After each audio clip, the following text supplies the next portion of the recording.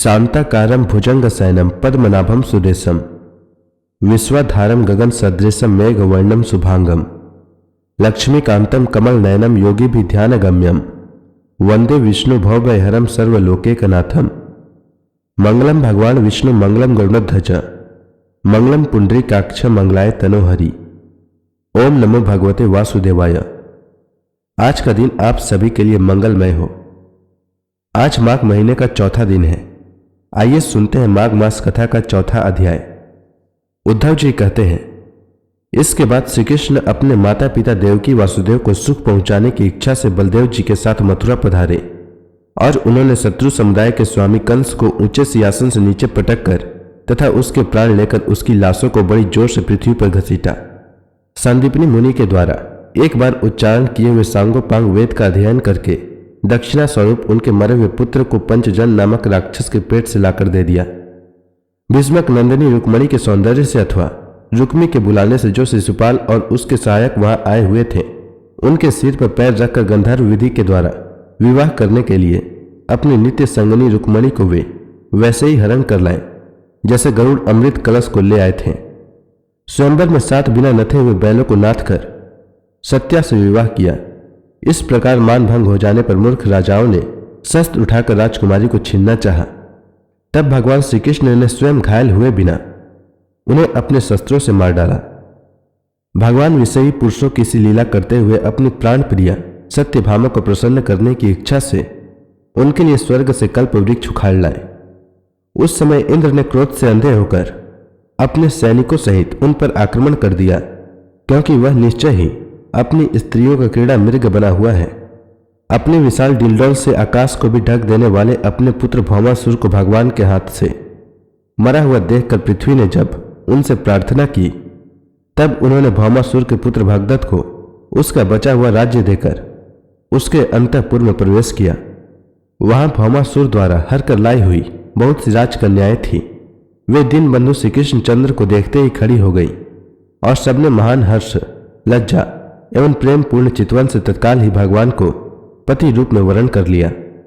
तब भगवान ने अपनी नीच शक्ति योग माया से उन लल्लाओं के अनुरूप उतने ही रूप धारण कर उन सब का अलग अलग महलों में एक ही मुहूर्त में विधिवत पानी ग्रहण किया।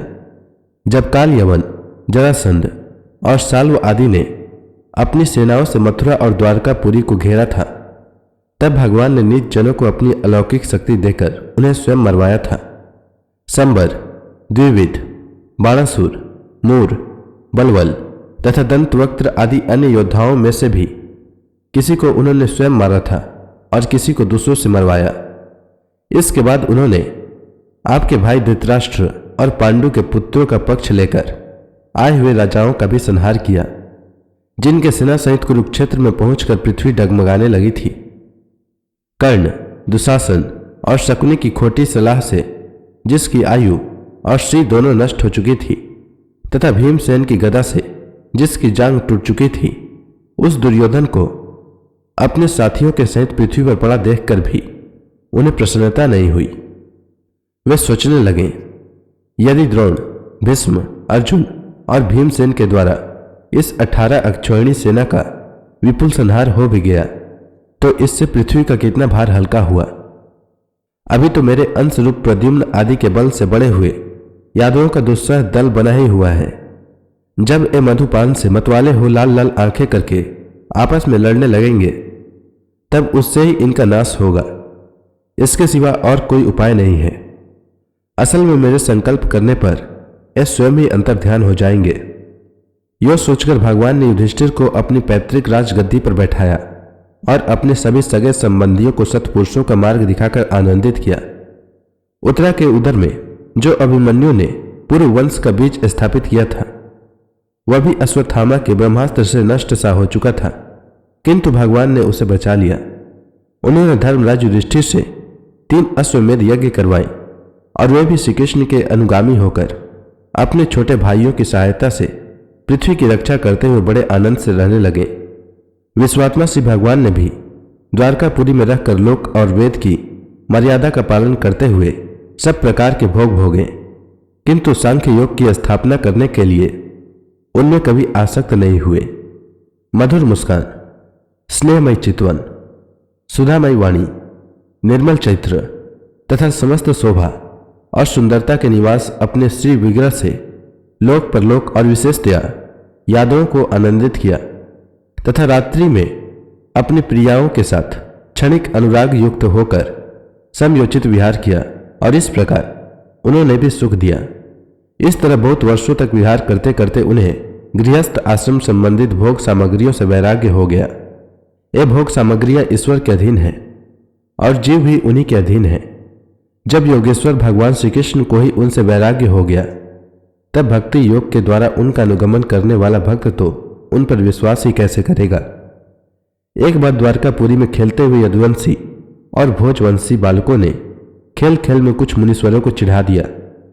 तब यादव कुल का नाश ही भगवान को अभिष्ट है, यह समझकर उन ऋषियों ने बालकों को शाप दे दिया।